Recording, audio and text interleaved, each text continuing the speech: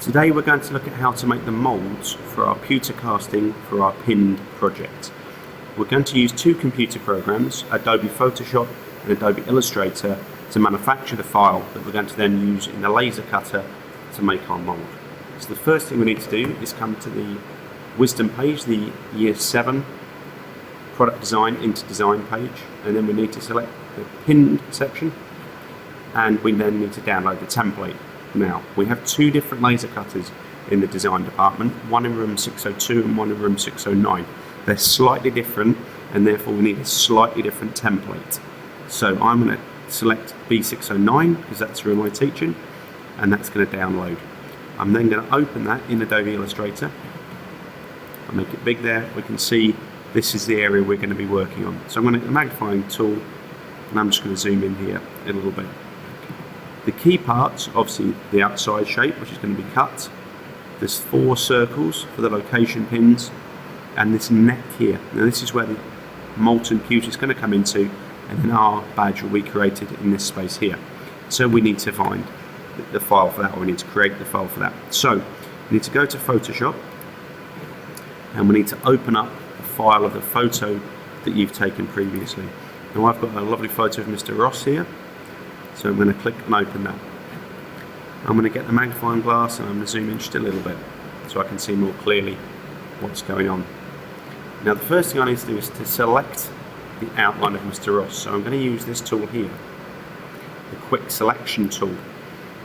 At the top here there's a couple of things that are quite important. There's the tolerance or the size. I want to change that to about 30. So there we are, 30. And this is the plus or minus button. So as I'm going to be adding, I need to select the plus. And I simply click on an area of Mr. Ross, hold my mouse down, the left mouse down, and move it around to add additional areas.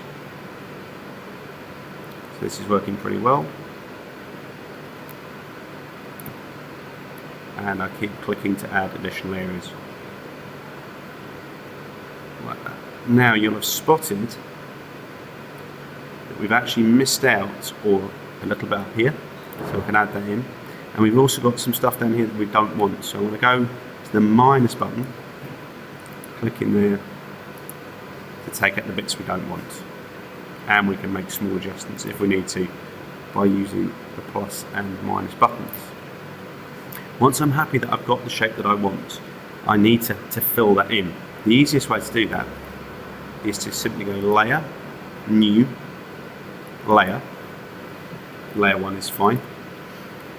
Over here you can see that I can see both layers, so if I click the eye tool on the background, that goes away and all I can now see is my selection.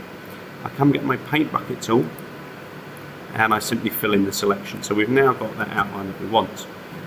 We copy it, edit copy, and now we go across to Illustrator. And I'm going to paste it into Illustrator. Okay, and that's coming really, really large, so I just need to get my magnifying glass. If I hit down ALT, you can see it change from a plus to a minus. The minus allows me to zoom out.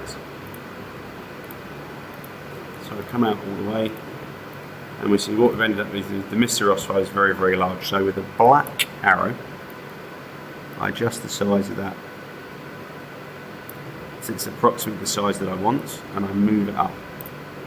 I'm going to go ahead and zoom in again. And again make that a little bit smaller, so it's roughly the size that we want it to be. Now if we have our badge too large, too near these edges or too near the circles, then the mould's going to be too big and it's not going to cut. So I'm just going to make it a little bit bigger, and I'm being careful to keep the proportions roughly the same so that the design doesn't end up too wide or too narrow, but just about right. It's very important that the head also is in line with what we call the throat above, so that the metal can flow down into it. The minute we can't cut because that's a solid shape, so we need to make some changes. So at the top I click Image Trace, and then once that's complete the button changes to expand. I click expand, and now you can see from these blue areas around the outside we've got a shape we can work with. We need first of all to remove the black, so I come across here. This is the colour fill, and I want no fill, so that's a white square with a red stripe. That's perfect.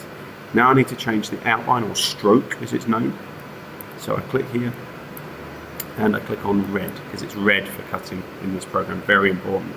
One last thing is we need to get the line size right for the laser cutter to work. So you actually click in here, you delete what's there, and we click 0.001. So 0.001. Very important you get that correct. Now, we're nearly there. The only thing we need to do is to remove these unnecessary lines around the outside, otherwise they're going to cut as well, and that could damage our design.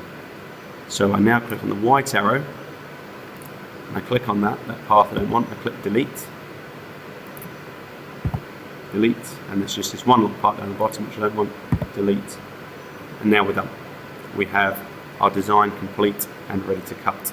So if I zoom back out, again by clicking ALT, you can see where we are. We just need to save that